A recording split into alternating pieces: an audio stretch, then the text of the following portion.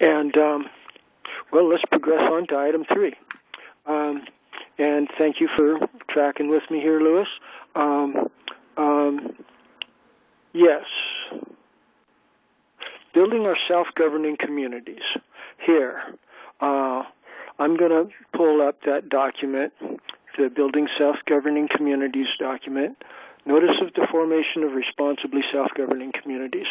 This is, when I'm editing the videos there, I'm going through it and I'm realizing that there are particular points that need to be drawn out. And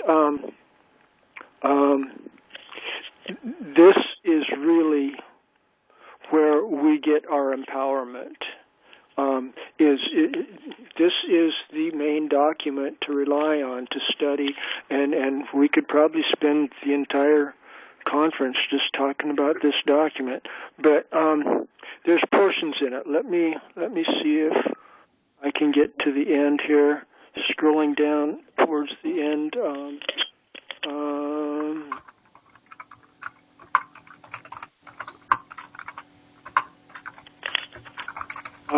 Yes, near the bottom. Constructive criticisms of all statement made herein are invited. All parties having any objections to our declarations made herein, please declare your lawful basis for such in a prompt and timely manner, or else stand presumed to have agreed by your default as to the truth of these declarations. Okay, so when any of us present this document to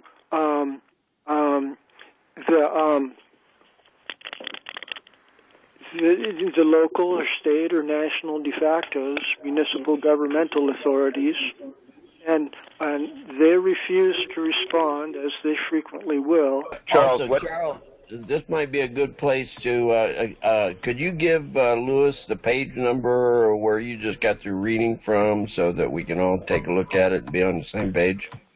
Sure. Thank you, David. Go ahead, Charles. What page is that?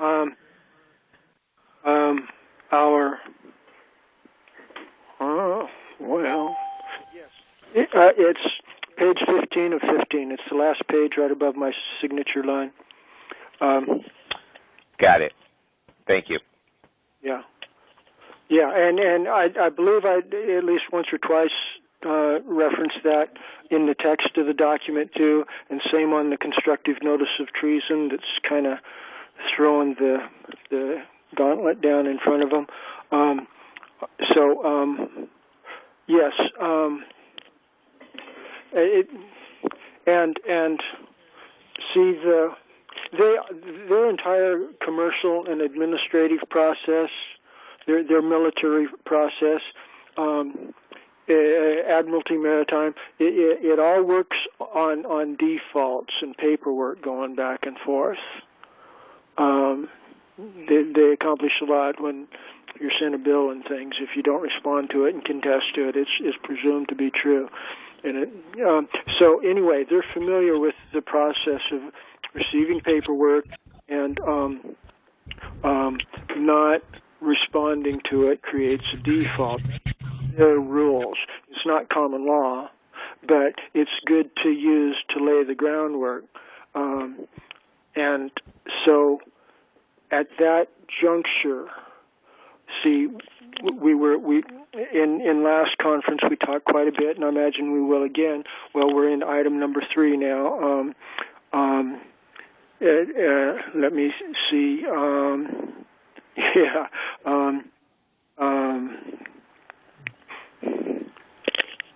Get my glasses on. Yes, treason remedy and building communities. It segues into item 4, where we go with our oath of office for our qualified electors and our town constables and our JLP officers. See, when we do this, when we start getting people that are volunteering to serve as town constables and judicial officers for our precincts and our 100 courts, if we've already sent out the documents the document that we're looking at here, and there's been like 30 days past, and they haven't objected, then we've got the right to push the envelope.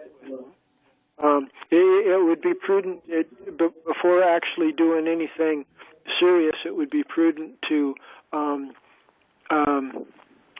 do follow-up phone calls or go into their office and ask them and confront them. Maybe have a video recorder going to just make the record that you're in that office, you're talking to them about it. But at that point, once we get our defaults really solid, especially for people like county attorneys that purport to be the big law professors for the entire county, or the city attorneys they purport to be the big law gurus for the city, then when they default and they run and hide, or again, there may be a possibility that they'll admit that we got the right to do this. Either way, we win. And the concerns about like Michael's frequently expressed the apprehension that they'll charge us with simulating legal process, and they'll come in with their SWAT teams and drag us off to jail, and we'll die in jail like some of the other guys, like right there in Florida, have happened. It's nasty power that we're up against. But when we lay the groundwork through the paperwork, like what we're talking about with these constructive notice documents, and we've got maybe just a handful, just one or two people supporting us going into offices like this would be enough to take their color of legitimacy away from them and to start moving in the vacuum. Most states have statute sections on how to deal with emergencies, and as the constructive notice of treason document points out, a lot of these usurpations, including the whole coronavirus thing, where they are they're turning America into a military police state, is all done through declarations of emergency. The U.S. Senate report in our let's see. That 1970? That's pretty close.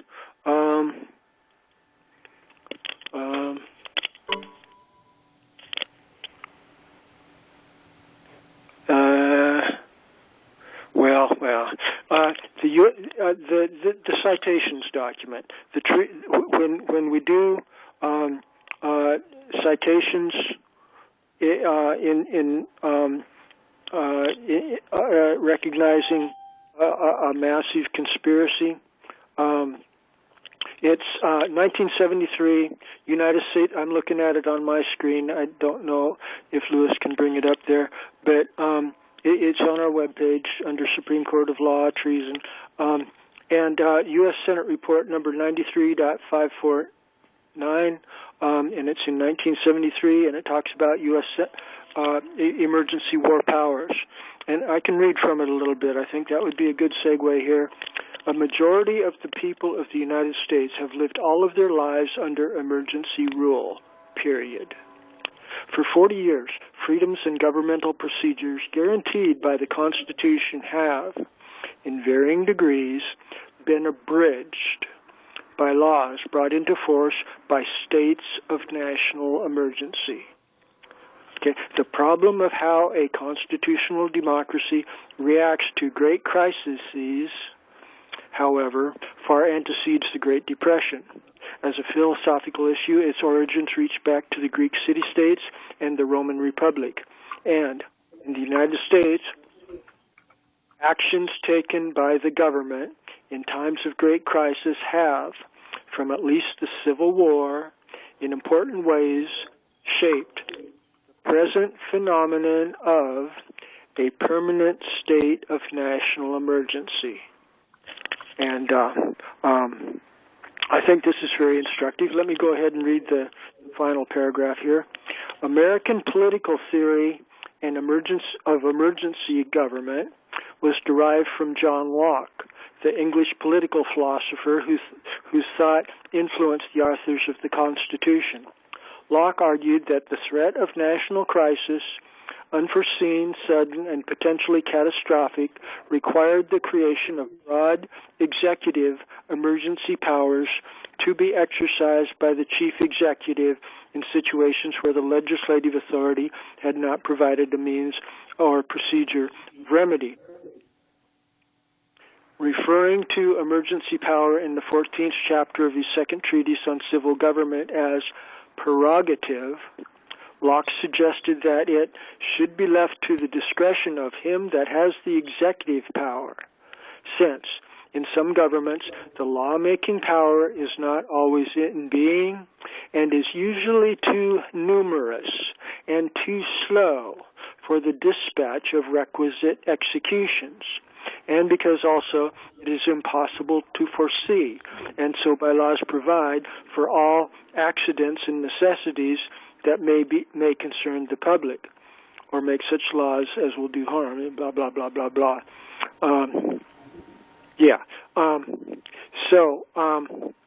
Of worthy note there is the lawmaking power is not always in being and is usually too numerous and too slow for the dispatch of requisite executions. So this admission that we need a nimble, quick government and executive authority brings us back to the big debate about whether or not monarchy under the common law tradition should be a model of government that is worthy of consideration. Because they're saying right here that there's no way around getting around centralizing power in the executive whenever there's an emergency. And right now we're under probably over 1,000 declarations of emergency. That's what mostly these executive orders that presidents have been making are all in place, are all about. And so we've got executive tyranny in one form or another anyway, but if we surround it and we make that office that has that supreme authority under no separation of powers, if we make that accountable to the grassroots as the consensus building process, as with a jury foreman in common law tradition, he's elected by the members of the jury, and he's the spokesperson for the jury. And so it can all come together if we respect these common law principles that are based upon biblical Torah law and have preserved a lot of these dynamics. So I should probably pause there. I covered a little bit of territory. Comments, questions, anybody? May I? Chris. Chris, yes, go ahead. Well, these pretextual emergencies, and we all heard Rahm Emanuel, and I think somebody said it before him, never let a crisis go to waste.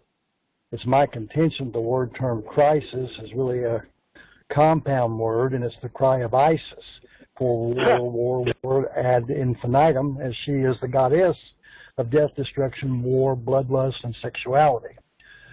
So whenever the executive becomes a defective executive and starts perverting the crises to his own self-interest for his own political gains or other reasons, it becomes a very dangerous situation. As Bastiat said in his treatise of law, the defect of man is nature to be self-interested, is something we always have to keep a vigilant watch upon. With that, I'll go let somebody else speak, but I've observed this for many, many years in my life, that we always have these created emergencies that really false flag operations. That's what their specialty is, to drive public opinion in the direction that the executive wants it to go. So with that, I'll let someone else. Thank you. Thank you, Chris. Yeah.